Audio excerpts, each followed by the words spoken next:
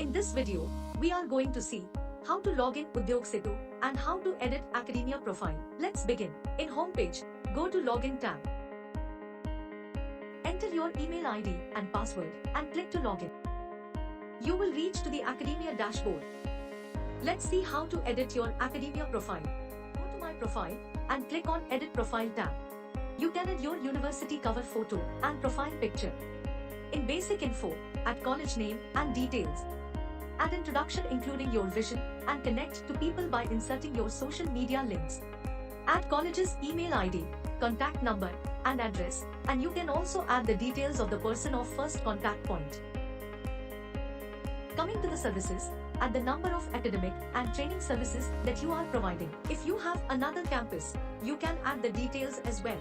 And finally add PAN GST details and click on Save Changes. Congratulations, your profile has been updated. Thank you for watching this video.